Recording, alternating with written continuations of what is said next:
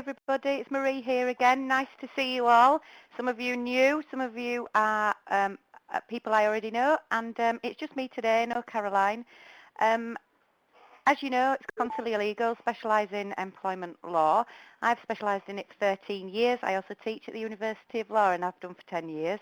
You could say, rightly, it's my bag. Now, this is just a real précis of a seminar that we delivered for CIPD North Yorkshire, which was a face-to-face seminar. It lasted for nearly 2 hours in the end with questions. So literally, it's a half an hour run through.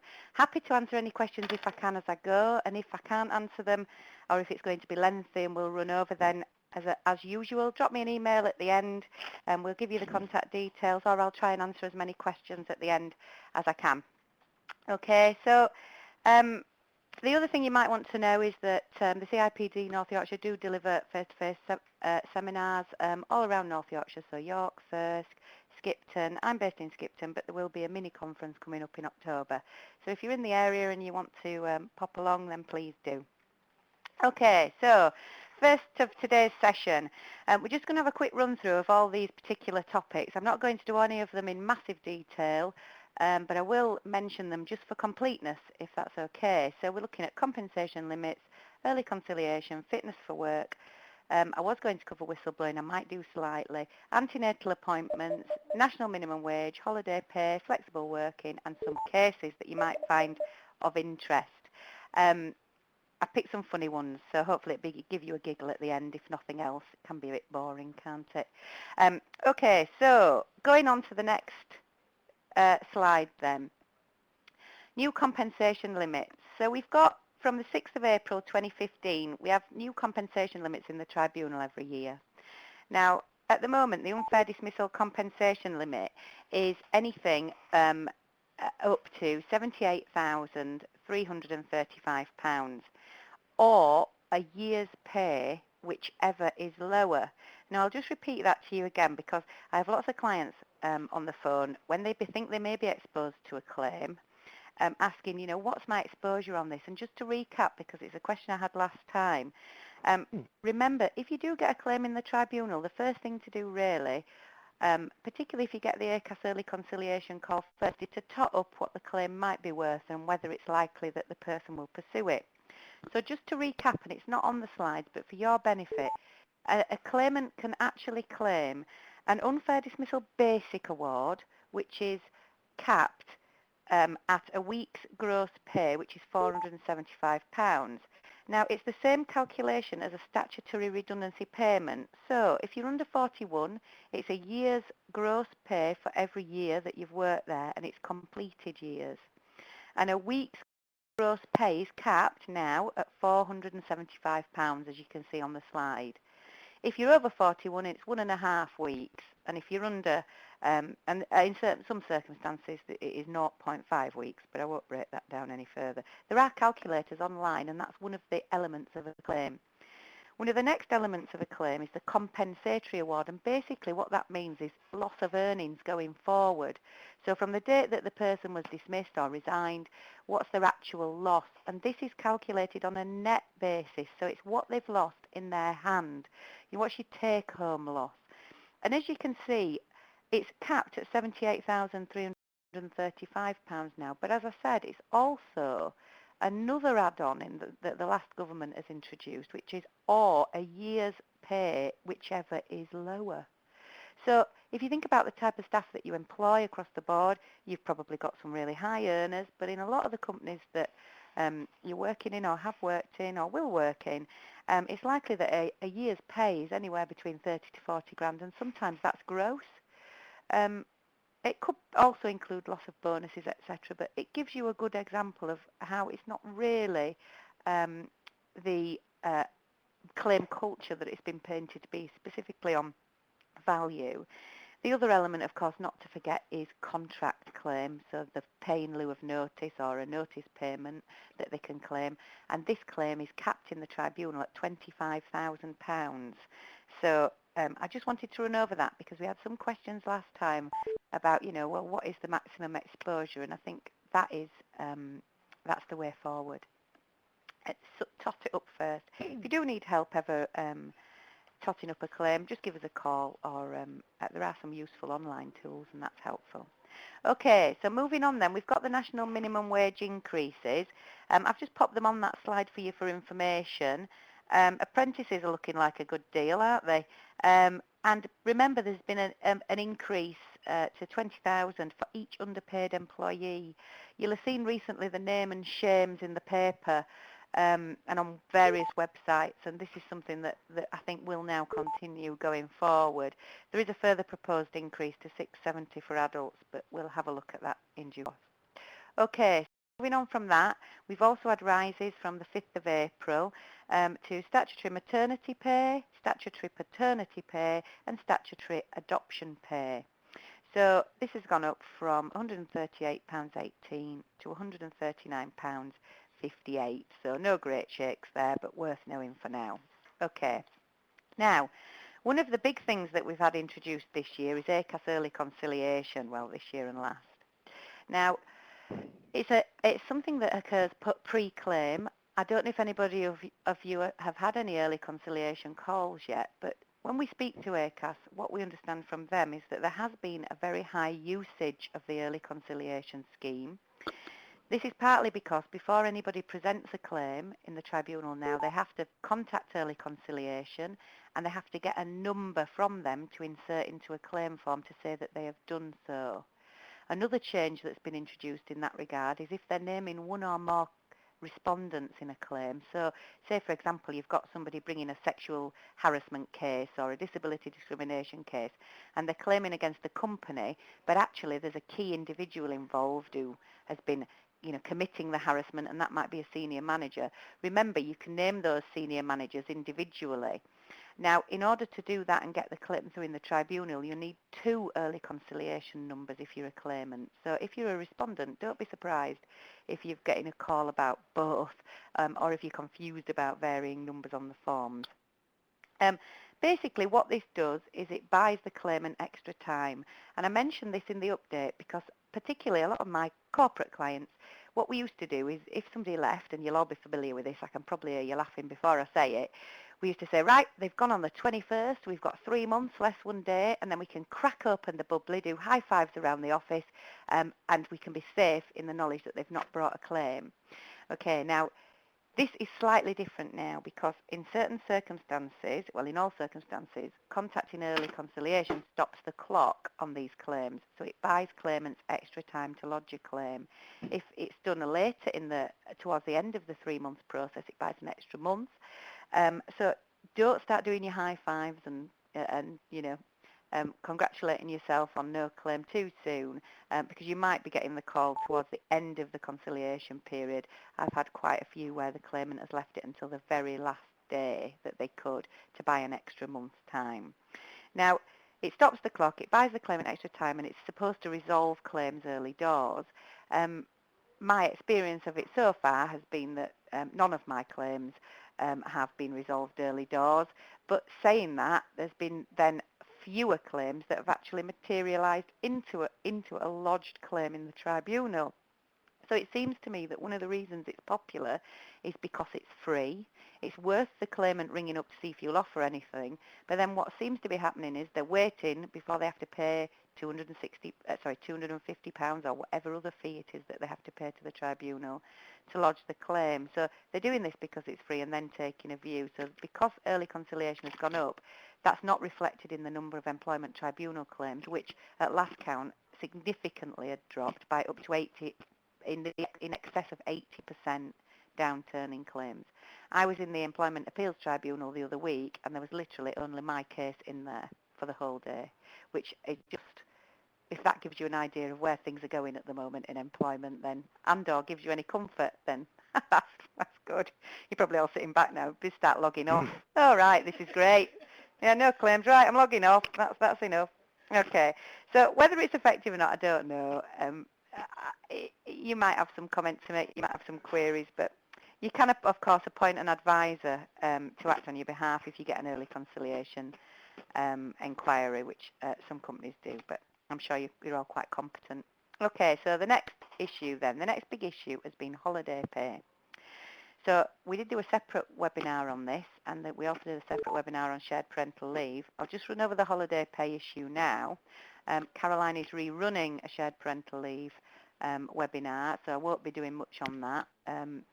But for holiday pay, okay, what happened was this all resolved in a nutshell around two sections in the Employment Rights Act. Okay, so we've got Section 221, which relates to workers with normal working hours. So let's say you're workers who do 40 hours a week. And then you've got Section 224, which relates to workers with no normal working hours. Okay, so you might have workers who come in and go out 30 hours this week, 20 the next. So it says, does what it says on the tin. Now, the issue arose because the way that we calculate overtime in relation to those different types of workers, holiday pay in relation to those different types of workers was different. So if you were a worker with normal working hours, your holiday pay was calculated with reference to those normal working hours. If you worked 40 hours and you had a holiday, you got paid on the basis of the 40 hours. It didn't include overtime, bonuses, commissions, anything that you might have got in addition to that.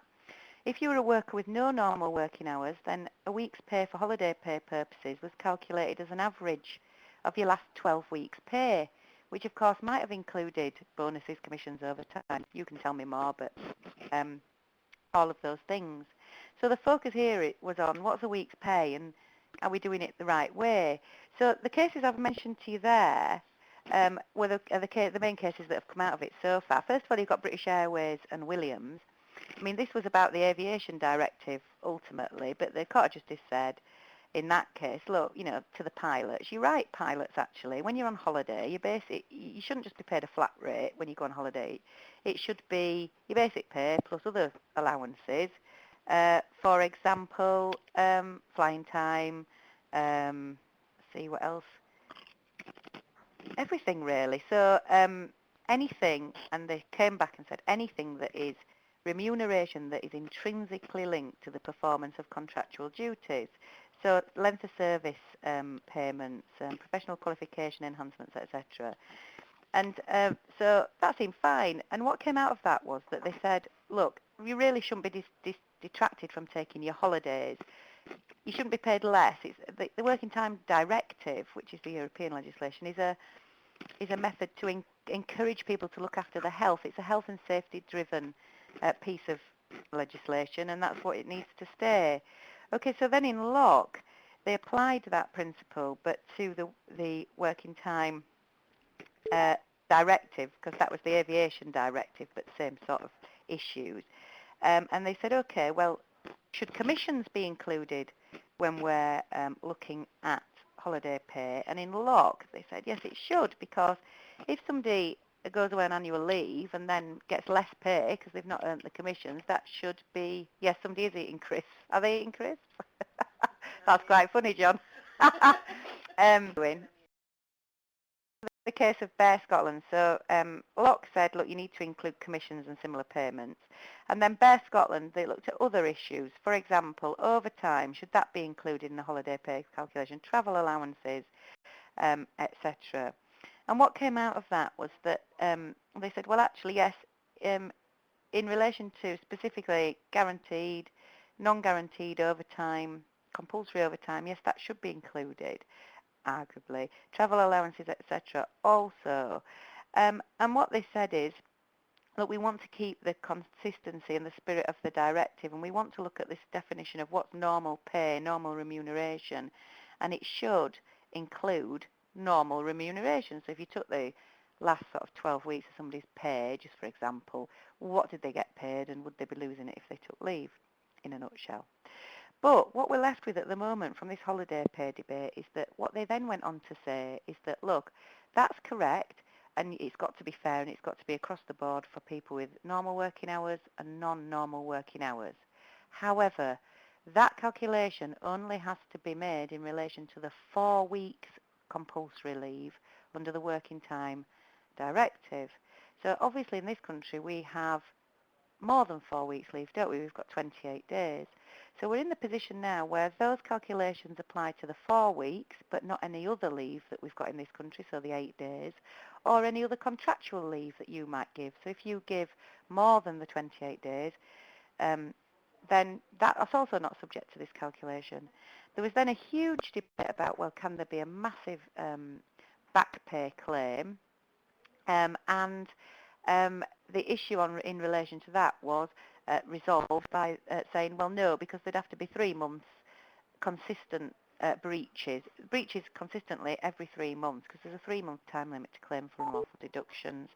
And to be honest, not many people could go back that far. And even if there was, then it's up to the employer to say what type of leave was the last leave to be taken. So was it the 4 weeks, or was it the additional 8 days, or any other contractual holidays?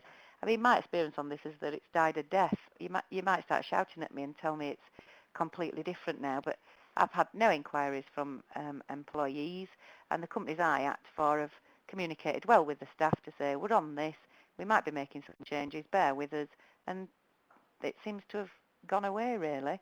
I've got some questions here, but I will come back to those at the end, actually, on holiday pay, because otherwise I think I'll run out of time, because I'm on 20 minutes already.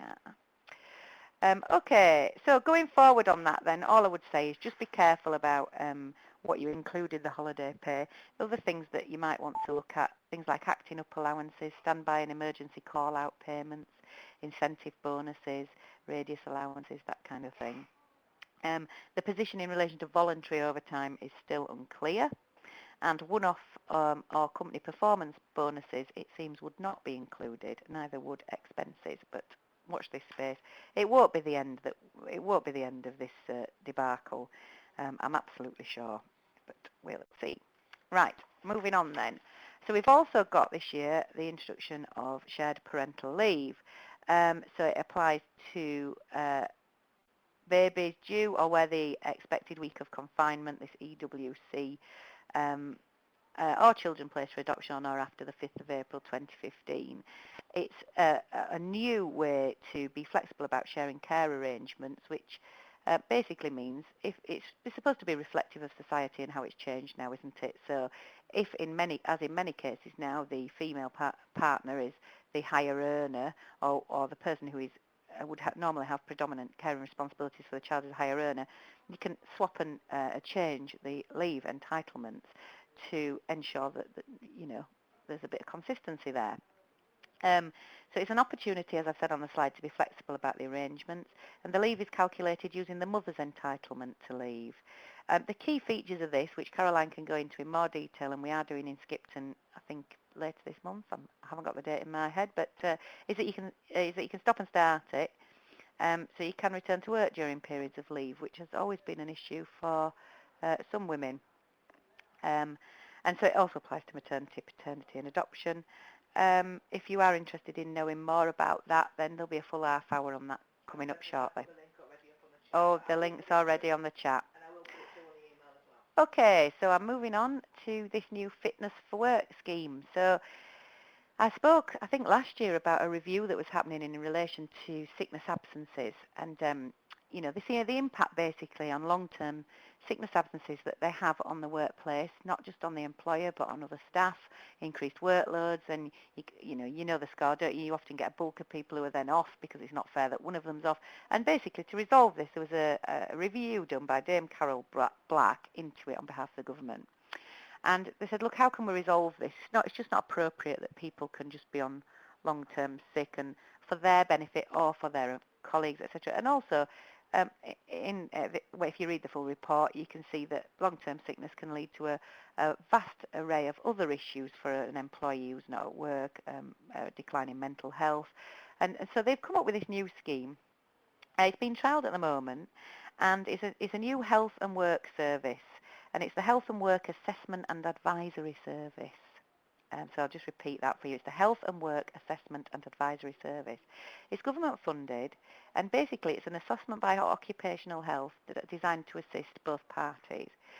So the trigger here, after the review, is 4 weeks absence. So it's if somebody has been on sickness absence for 4 weeks, or is likely to reach 4 weeks sickness absence, if you get a medical certificate saying, this person's not coming in for 3 months, then it can be used in addition to your existing OccuHealth schemes to assess what can be done for that employee. It's a phased introduction, And I don't know how it will work yet, but again, if anybody has got any experiences, we're dead keen to know about them because it's about sharing knowledge, this type of webinar. I haven't had any clients who have had any referrals to it yet, but the referrals are by the GP at the moment as well, by the way.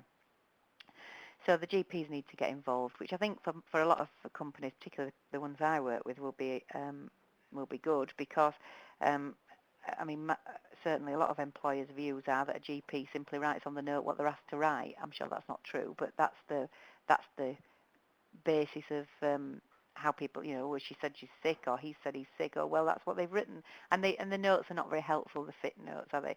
And if you're an employer who doesn't have an occupational health arm, which a lot don't, then this might be a help and resolve issues. There was talk at one stage about this scheme also involving like a swapping your sick scheme, which I say it in jest. I mean, obviously it hasn't come off, but where there'd be a pool where if you had a long-term sick employee, you would say, well, I've got this person on long-term sick with a bad back. They can't do the job we've employed them for, but maybe you want them, and maybe we can take your person who, I don't know, has got some other issue, to keep people in the workplace, not just with that employer, but across a spectrum of employers who might be having an issue.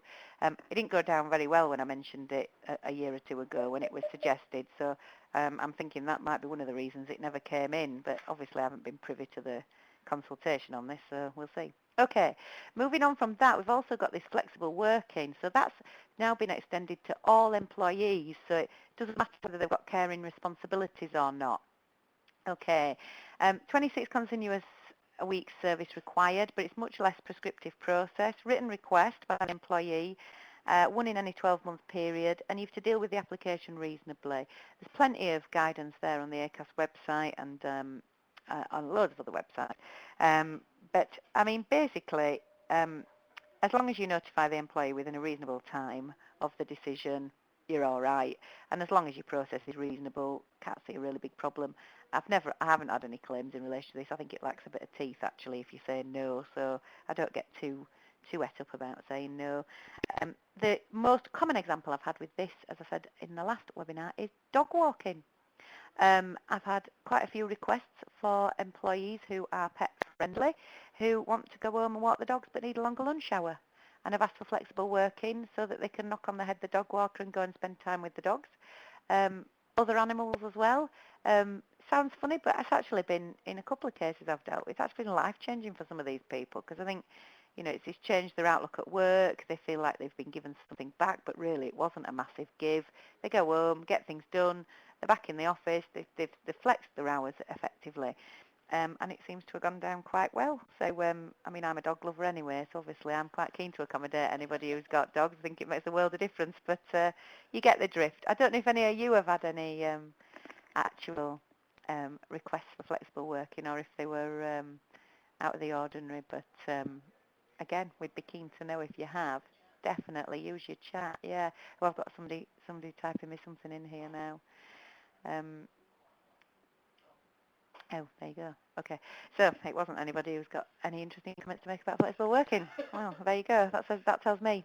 Right. Okay. So antenatal appointments then. Moving on to that. From the 1st of October last year, the workers, please note, so it doesn't just have to be an employee, can accompany a pregnant woman as long as they're in a qualifying relationship, which I won't dwell on now, on 2 antenatal appointments of 6.5 hours apiece. But it's an unpaid right. So as with a lot of these issues, it's an unpaid leave. 6.5 hours, well, I've had some of my clients tearing their hair out. For 6.5 hours, why do you need that for an antenatal appointment? Well, I can only tell you that if you've ever had a baby in the Leeds area, you will know that you need at least 6.5 hours because you sit in the surgery for that length of time before you get to see the midwife. So yes, I mean, obviously I'm speaking from my personal experience, but I think it's probably reasonable. In this regard, the workers are protected from suffering a detriment or a dismissal for asserting these rights. So if you do get any requests, just try to accommodate them if you can, and take advice before you throw your hands up in the air and say, no, you'll have to take your holidays, or something like that, which I have already had once. Okay, so we've got adoption leave from 5th of April 2015. This is now a day one right. It used to be a 26-week qualifying period. So that's your change. Statutory adoption pay is coming in line with statutory maternity pay. And again, from the 5th of April, there's going to be paid time off. Oh, let's spot the typo on that slide. 2105, I mean 2015 on there, sorry about that. There's going to be paid time off for up to 5 adoption appointments for the main adopter and the secondary adopter up to 2 appointments, as in the previous slide, so your 6.5 hours. Again, plenty of guidance on this online. I won't go into it now, but it will come into the family-friendly seminars that are coming up shortly across the regions. Okay, moving quickly on. I'll come back to you on that one. Moving quickly on, we've got the parental leave. Remember that parental leave is distinct and separate to shared parental leave. So parental leave has always been around.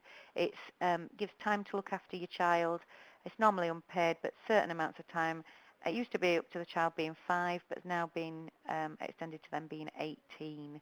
So it's a maximum of 4 weeks to be taken per year, and it's 18 weeks per child. And I think personally that this is far more pragmatic. I mean, obviously I've got children at, I say obviously you don't know me, but I've got children at school age and probably didn't need the leave because of nursery care and other available childcare up to the point that they went to school. So now this does seem more sensible. Because it's unpaid, people don't tend to use it, but it can be extremely helpful.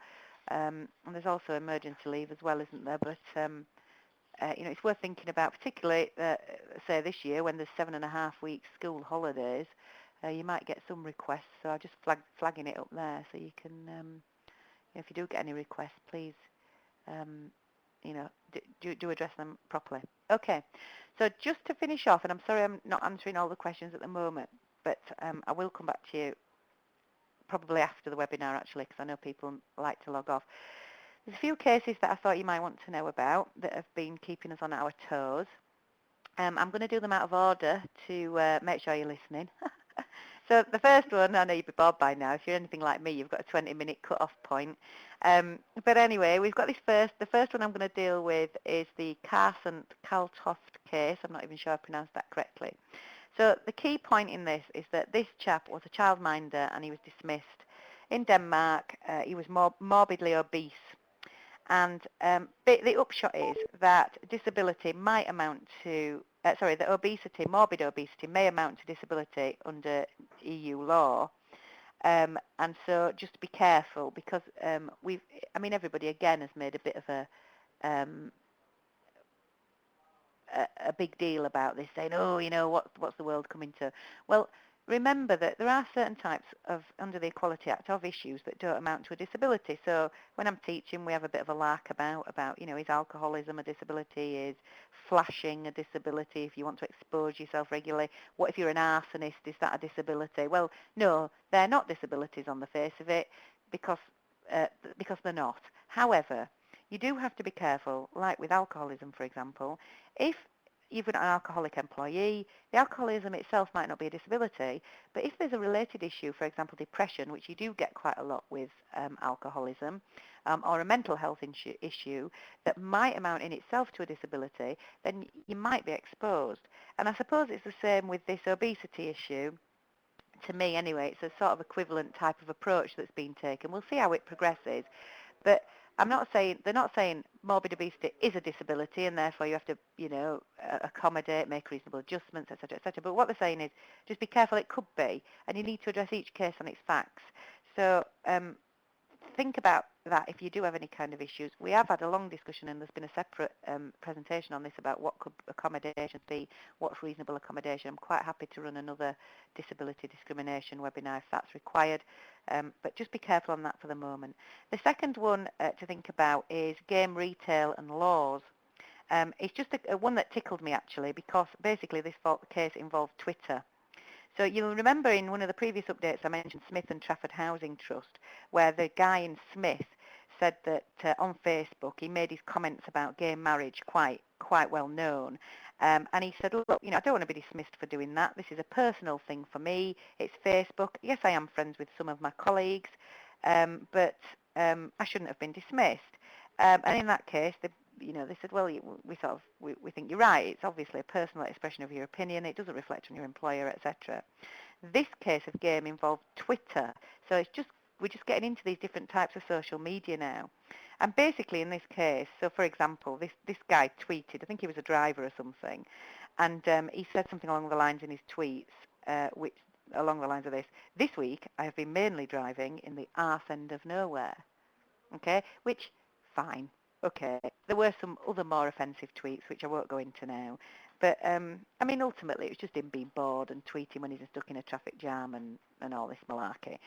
And he's been dismissed, and the case has been debated at some length, and basically the upshot has been, again, that each case must be decided on its own facts, but that Twitter is probably a more public way of expressing yourself, which could be linked to your employment, than Facebook, for example. And I know in this case, the guy didn't take any steps to make his, to stop it being private, and he was linked with various stores around the country. And so there's sort of a hint there coming through that at Twitter it might be okay to dismiss if somebody's abusing Twitter. Personally, I've had an experience of a young chap at one of my employers who's a bit of a big football fan, and every time his team lose, he calls the ref a four-letter word on Twitter, which we picked up on recently, and which doesn't look good since he's connected to most of the client's clients. So we've had to have a bit of a disciplinary about that. But the other thing to come out of that is that we've also updated our policies to be absolutely crystal clear about what you can and can't say on Twitter, Facebook, or any other social media platform, for example, LinkedIn. You probably know more of these platforms than me, but you get the drift. Okay, moving on to Ethel Austin and the Woolworths case, where we've had some movement on that now, haven't we? And the European Court last month have decided that at the moment, yes, if you are making mass redundancies, then each individual establishment, so if you're a company with multiple sites across the UK, and do you have to consult collectively with all of the sites, and even if a site at which an employee works has less than 20 employees, so can you take each shop or each store individually, or do you have to take it as a whole? And there was a big hoo-ha about this, similar to the holiday pay debacle. And the European Court of Justice, which is good news for employers in a way, have now said that each location, it's decided on each location, give or take. What I would say about this is it's a bit more complicated than that. And again, I haven't got time to go into it today because I'm already running over. But if you are going to look at collective consultation, just get a second opinion, even if it's just a sense check from your existing provider of legal advice, or us, or a barrister, or whoever you deal with normally. Just get that checked out because it's not cut and dried. It's a bit more complicated. Okay, so the last case that I'm looking at is Gallup, and this is just a word of warning to you based on occupational health. So basically in Gallup, they got an occupational health report which basically said that an employee was not disabled. Okay, so when they had a claim brought against them for disability discrimination, the council tried to say, well, we've got this occupational health report, we didn't know he was disabled, and therefore on that basis we couldn't have been discriminatory. The occupational health report basically says not disabled. And what came out of that case was that the court said, look, it's not right that you unthinkingly follow an occupational health report. As an employer, what you've got to do is address your own mind to the facts, as you would in every case, and make your own decisions as well. You should have gone further, and a reasonable and responsible employer must apply its own mind to the facts and the relevant tests as to what is a disability. Are we doing occupational health? Oh, apparently we are doing something about that in October, so I didn't realise. Thank you. So those are just, it's a quick roundup, and it has been a bit whirlwind. I've had quite a few questions, and I will try and go back to them if I can. But if you are logging off, thank you for listening.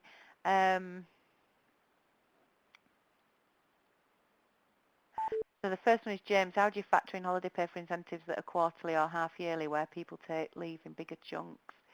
The answer to that, James, is I don't know. I'd have to have more information about your question, and we'd have to. I think as a company, you're going to have a look at your schemes, how you run them, what your procedures are in relation to payment, and come up with a policy about that. I mean, my view on the holiday pay issue at the moment, much more simplified than it probably is that if people are losing out on financially because they're taking a holiday, then you need to be looking at it and trying to make it right. particularly with sort of annual bonuses and things, that's not normally affected by somebody taking annual leave, is it? They'd get that give or take, but we'd probably need more information about that. Next question is, do you have to pay the holiday pay with the other elements into the calculation as and when the holiday's taken, or can you pay at the end of the holiday year? Yeah, it's a payroll issue, is that really? We do have, yeah, and my view is that they've to be paid it at the time. So it's got to be a calculation paid when they're on holiday, so built into their holiday pay, not just at the end of the year, because that wouldn't work out for the employee, would it? I've not dealt with that, though, and you might want to speak to your payroll department about that on, you know, how they're dealing with it and whether they've been given any direct guidance.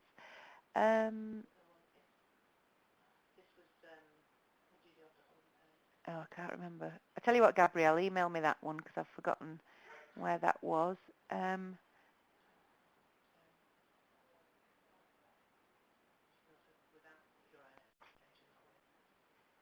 Where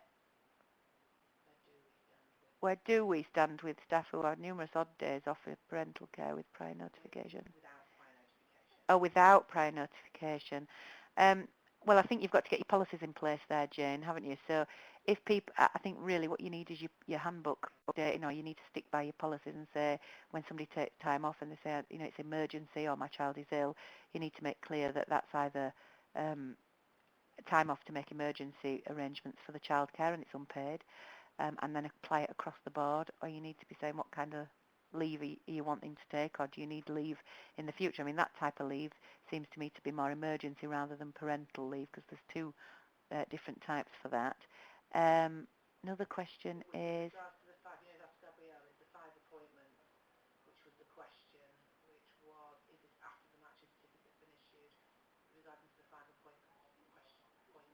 Ah, I think it is. I think it is, Gabrielle. I'm not sure. I'll come back to you on that point. Drop me an email. Let's have a look. Last one is...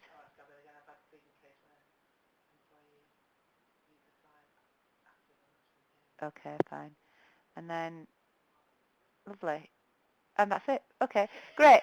All I would say is thanks for listening to me today. A bit awkward at the end because I'm trying to run back through the questions. This was a webinar which was much fuller than the webinars normally are. It's gone on for a bit longer because it's obviously an overview. But thank you to Liz for having me. Do contact us, follow us on Twitter, link in with me, and we'll give you further details of other webinars in the future. Thank you, Liz. Over to you. Thank you, Marie. Thank you, Marie. Just quickly before you shoot off, thanks for all your comments as well coming through. And just to let you know, we've got a couple of webinars planned. Next week we're doing how can HR tech be used more effectively, or how can HR use tech more effectively. And then we've got the shared parental leave one as well. I will be sending, as I said on the script, I will be sending out the slides and access those slides and the recording. But I'll also put some useful links. I think Marie's mentioned quite a few points there, and the webinars that are associated with that as well, so you can access those at that point too. And thank you so much for completing that poll. It looks like Marie's next webinar that she's not got planned is for disability discrimination. We'll possibly look at doing something like that in September, Marie. So I really appreciate your feedback on that poll. Thank you very, very much, everybody. Leaves me the great pleasure of just rounding off and ending the webinar in a second. So thank